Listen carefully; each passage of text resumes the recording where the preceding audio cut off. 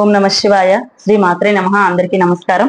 ఈ రోజు మన టాపిక్ ఏంటంటే కుబేర కుంచం.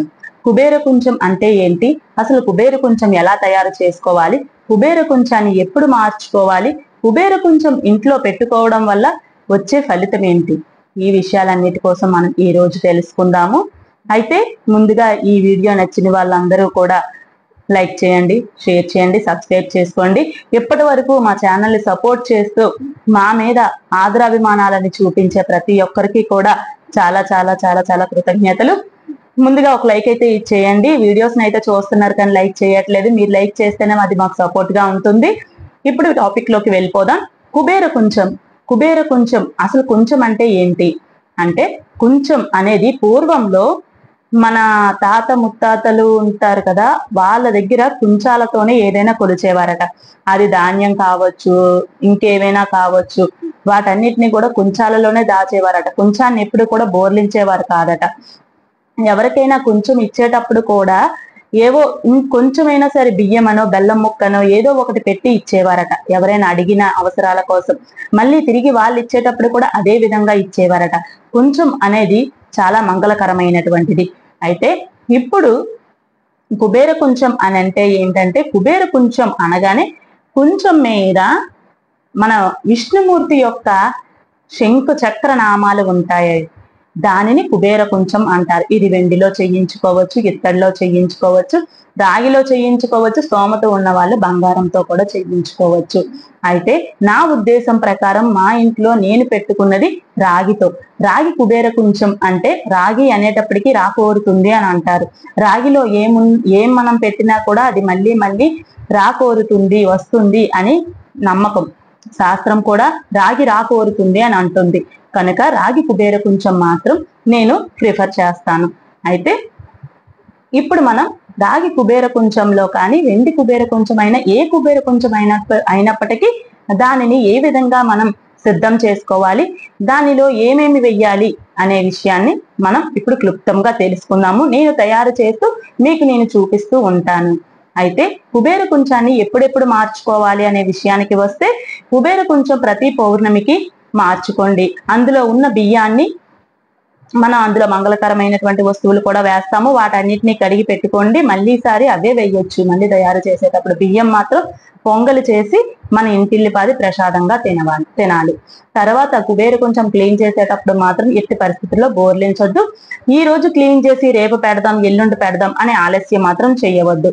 మీరు ఎప్పుడైతే దాన్ని సిద్ధం చేయాలి అనుకుంటారో కుబేర కొంచెం, అప్పుడు మాత్రమే 1 గంట ముందు మీరు క్లీన్ చేసుకోండి.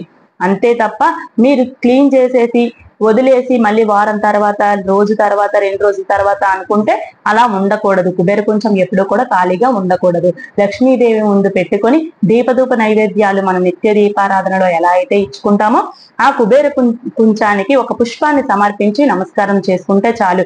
దినదినాభివృద్ధి ఖచ్చితంగా మీరే చూస్తారు. అయితే కుబేర కొంచెం ఇంట్లో ఉండడం వల్ల మనకు ఆర్థిక సమస్యల నుంచి బయటికి వస్తామట. అలాగే లక్ష్మీదేవి కటాక్షం కూడా కలుగుతుందట. కాబట్టి కుబేర కొంచెం ప్రతి ఇంట్లో పెట్టుకోండి. ఏ విధంగా పెట్టుకోవాలనేది చూసేద్దాం రండి. ఇప్పుడు కుబేర కొంచెం ఎలా తయారు చేసుకోవాలనేది మనం తెలుసుకున్నాము. ముందుగా దానికి కావాల్సిన ఈ వస్తువులన్నింటినీ కూడా మనం ముందుగా సిద్ధం చేసుకోవాలి. కాబట్టి మీరు ముందుగా సిద్ధం చేసి ఉంచుకొని కుబేర కొంచెం తయారు చేసుకోవడానికి మీకు ఉపయోగపడుతుందని ముందుగా నేను అన్ని మీకు చూపిస్తున్నాను. అయితే మనకి మొదటిగా కావాల్సింది ఇంపార్టెంట్ గా కుబేర కొంచెము ప్లేట్. దీనికోసం ఒక ప్లేట్ తీసుకోవాలి. అలాగే కుబేర కొంచెం కూడా తీసుకోవాలి. కుబేర కొంచెం అంటే మీకు ఇంపార్టెంట్ గా మీకు తెలియాల్సింది ఏంటంటే, ఆ విష్ణుమూర్తి యొక్క నామాలు ఉండాలి. అంటే శంకు చక్ర నామాలు ఉండాలి. ఇదిగోండి ఇలా మీకు కనిపిస్తుంది కదా, ఇలాంటి నామాలు ఉండాలి. ఈ నామం ఉన్నప్పుడే దీన్ని కుబేర కుంచం అని అంటారు. అలాగే ధనలక్ష్మి కుంచం అని కూడా దీన్నే అంటారు. అయితే మనం ఈ ధనలక్ష్మి కుంచం, ఈ కుబేర కుంచాన్ని ఇందులో వేసుకొని మనం నింపుకోవడానికి ఏమేమి కావాలి అనేది ఇప్పుడు చూద్దాము. పసుపు, కుంకుమ, అక్షితలు, జవ్వాదు, పచ్చకర్పూరం, పువ్వులు, ఏకాక్షి నారికేలం, శంఖం, వక్కలు, పసుపు కొమ్ములు, లక్ష్మీ గవ్వలు, తామర గింజలు, గురువింద గింజలు, అలాగే ముత్యాలు, గోమతి చక్రాలు, వెండిది కానీ బంగారం 2 ఉండాలి. ఏదో ఒకటి లేదు అనుకున్న దానికోసం మీరు ఫీల్ అవ్వాల్సిన అవసరం అయితే లేదు. ఇదిగోండి వెండిలో నాకు పుష్పం ఉంది. వెండి పువ్వులు ఉంటాయి కదా, 108 పువ్వులు. అందులో ఒక పువ్వును నేను ఇందులో వేయడానికి అని తీశాను. అలాగే లక్ష్మీదేవి రూపు, బంగారం కూడా మనం అందులో వేసుకోవాలి. కాబట్టి ఇదిగోండి బంగారానికి లక్ష్మీదేవి రూపుని నేను సిద్ధం చేసుకొని పెట్టుకున్నాను. అలాగే చిల్లర కాయిన్స్ కావాలి. మనకి ప్లేట్ లో పెట్టడానికి 5 రూపాయల బిళ్ళలు కూడా కావాలి. దీనితో పాటు బియ్యం, గంధం, గంధం కలుపుకోవడానికి మనకి రోజ్ వాటర్. ఇవి మనకు కావాల్సిన వస్తువులు. మీరు ముందుగా ఇవన్నిటిని సిద్ధం చేసి ఉంచుకుంటే ఒక మంచి రోజున శుక్రవారం గాని, పౌర్ణమి గాని, ఏకాదశి గాని చూసుకొని మనం కుబేర కుంచం తయారు చేసి ఇంట్లో పెట్టుకోవచ్చు. ఇప్పుడు మనం ఎలా కుబేర కుంచం తయారు చేయాలనేది మనం చూద్దాం. కుబేర కుంచం తయారు చేసుకోవడానికి ముందుగా ఇలా ప్లేట్ ని సిద్ధం చేసుకొని బొట్లు పెట్టుకొని స్వస్తిక్ గాని శ్రీం గాని రాసుకొని ఇక్కడ పెట్టుకోవాలి. ఈ ప్లేట్ మీద అష్టదళ పద్మం 5 రూపాయల బిల్లలతో మనం వేసుకోవాలి. ఇదిగోండి, 5 రూపాయలే ఉండాలా అంటే, ఒకవేళ 5 రూపాయలు లేని వాళ్ళు రూపాయి బిల్లలతో కూడా వేసుకోవచ్చు.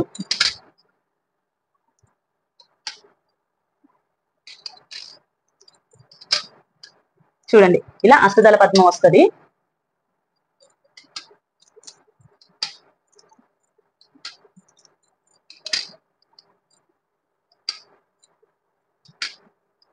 చూసారు కదా, ఇలా అష్టదళం వచ్చింది. చుట్టూ కూడా పెట్టుకోవచ్చు.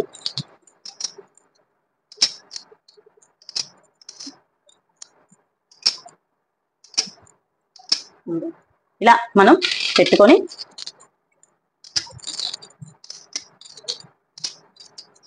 ఇలా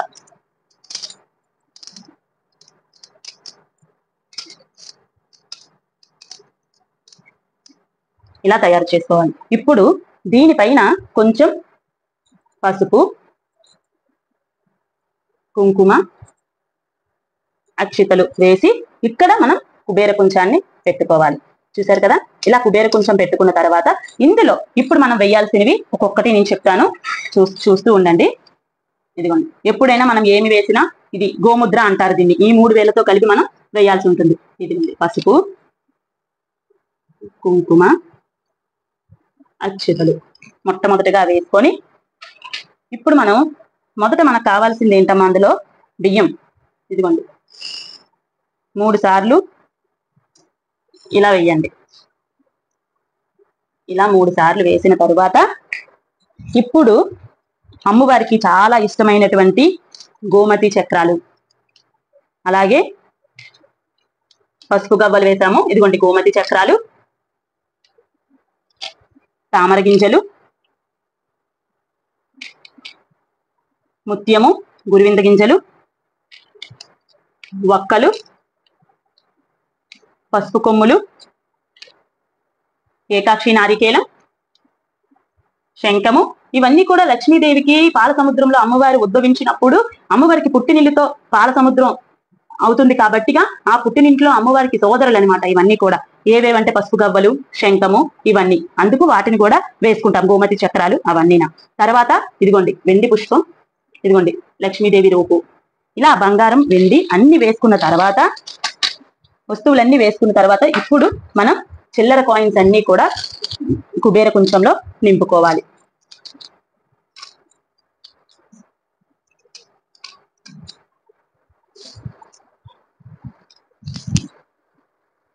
ఇదిగోండి,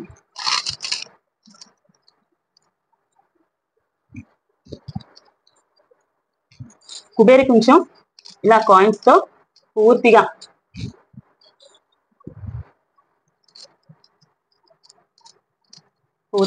ఇలా నింపుకోవాలి. ఇది కుబేర కుంచం. అయితే దీనిపైన మనం ఏమేం చేయాలి అంటే, కొంచెం పసుపు, కొంచెం కుంకుమ, అక్షితలు, అలాగే జవ్వాదు. మా లక్ష్మీదేవికి జవ్వాదు సుగంధభరితమైనటువంటి చాలా ఇష్టం కాబట్టి జవ్వాదుని వేస్తున్నాము. అలాగే విష్ణుమూర్తికి, లక్ష్మీదేవికి పచ్చ కర్పూరం అంటే ఇంకా ఇష్టం కాబట్టి సువాసనకి, అలాగే పాజిటివిటీ ఎనర్జీస్ మనకి పాజిటివ్ వైబ్రేషన్స్ మనకి రావడానికి మనం వేసాము. తర్వాత ఒక పుష్పం. ఇలా ఈ విధంగా ప్రతి రోజు కూడా మనం పుష్పం అలంకరించుకొని కుబేర కుంచాన్ని తయారు చేసుకొని ఉంచుకోవచ్చు. ఈ విధంగా మనం నిత్యం కుబేర కుంచాన్ని దేవుడి గదిలో పెట్టుకొని విష్ణుమూర్తి, లక్ష్మీదేవి ముందు మనం పెట్టుకొని పూజించుకోవడం వలన మనకున్న ఆర్థిక సమస్యలన్నిటి నుంచి మనం బయటికి వస్తాము. అదే విధంగా మనం ఎల్లవేళలా కూడా మనకి లక్ష్మీదేవి అనుగ్రహం ఉంటుంది అనేది శాస్త్రం చెబుతుంది. గతంలో మన పాతకాలంలో అమ్మమ్మలు, తాతయ్యలు అటువంటి రోజులలో కుంచాలు అనేవి ఉండేవట ఎక్కువగాను. ఆ కుంచాలతోనే వాళ్ళు ఏది కొలిచినా అనట. కుంచాన్ని ఎప్పుడు కూడా బోర్లించేవారు కాదట. మనం కూడా ఎప్పుడైనా సరే కుంచాన్ని మనం క్లీన్ చేసుకోవాల్సి వస్తే కుంచాన్ని బోర్లించకూడదు, ఎప్పుడు క్లీన్ చేసి దాన్ని అలాగే మనం తడి ఆరే వరకు ఉంచి అప్పుడు మళ్ళీ మనం తయారు చేసుకోవాలి. మళ్ళీ అయితే ఇందులో ఉన్న వస్తువులన్నింటినీ ఎప్పుడు తీయాలి, ఎప్పుడు మనం శుభ్రం చేసుకోవాలి అనేటువంటి ఆలోచన అనుమానం మీకు వస్తుంది.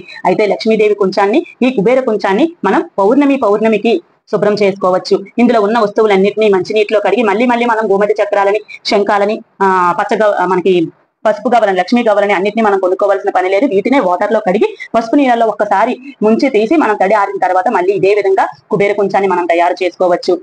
అయితే కుబేర కుంచాన్ని మనం బోర్లించడం మాత్రం ఎట్టి పరిస్థితుల్లోని జరగకూడదు. మనం ఏదైనా ఒక రోజు లక్ష్మీవారం గాని, లేదంటే శుక్రవారం గాని, లేదు అనుకుంటే పౌర్ణమి రోజు గాని అమ్మవారికి దండం పెట్టుకొని పూజ చేసుకొని ఈ కుబేర కుంచాన్ని తయారు చేసి ఇలా ఈ ప్లేటుతో అమ్మవారి ముందు పెట్టి ఉంచి ప్రతిరోజు మన నిత్య పూజలో ఒక పువ్వుని సమర్పించుకొని స్వామివారికి నమస్కారం చేసుకొని మన నిత్యం దీపధూప నైవేద్యాలను ఇచ్చుకున్నట్లయితే ఆర్థిక సమస్యల నుంచి మనం బయటకు వస్తామట.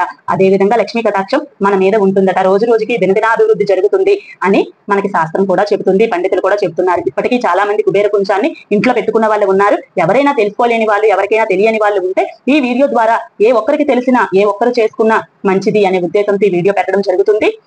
కాబట్టి కుబేర కుంచం కోసం ప్రతి ఒక్కరు కూడా తెలుసుకోండి. కుబేర కుంచాన్ని ఇంట్లో ప్రతిష్ఠించుకొని ఆ లక్ష్మీదేవి అనుగ్రహాన్ని పొందండి.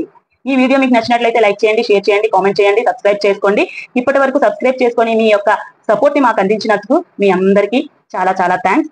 ఈ వీడియోని కూడా లైక్ చేసి సపోర్ట్ చేస్తారని ఆశిస్తున్నాను. నమస్కారం.